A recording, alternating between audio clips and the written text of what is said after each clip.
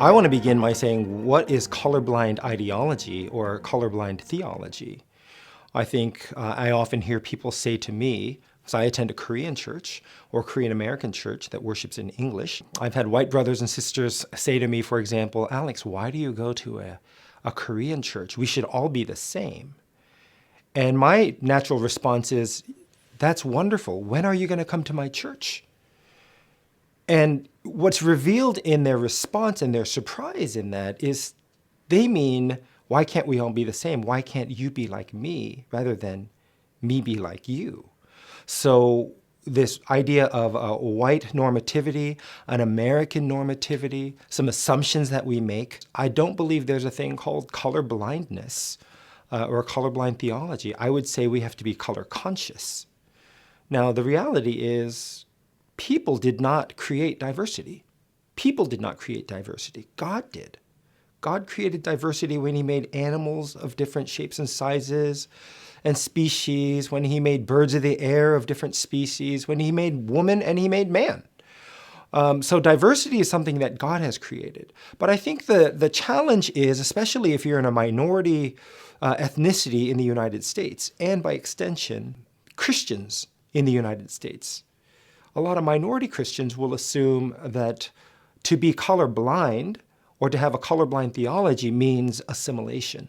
That means I need to divorce myself from my ethnicity, my heritage, and my culture. Well, then if you're divorcing yourself from that, there is no acultural approach. There is no anti-ethnicity, right? It would be the dominant group. So we would default to the dominant majority, or we default to the dominant majority ethnicity, which would be a white Christian American ideology and theology. And that's a real challenge for us, because I think for years, for a lot of Korean Americans, and I can speak for myself, you struggled with self-hate, right? Anything that I associated with my Korean heritage, the language, the culture, the food, the smells, I wanted to divorce myself from. And the reality, of course, is God made me this way.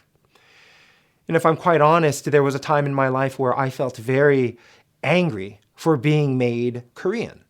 I had no choice in the matter. The way I looked, my hair, my eyes, all of these things. And I was angry at my parents. It wasn't their fault. I was angry at God. It took me years to come to this realization that God blessed me. He made me in his image. Imago Dei. I think it's important for us to recognize that sometimes we go to an extreme, that being race conscious or racially aware somehow then supersedes our biblical understanding. And I'm saying we need to recognize that ethnicity and our race and our social positions do matter. It's not everything, but it's not nothing.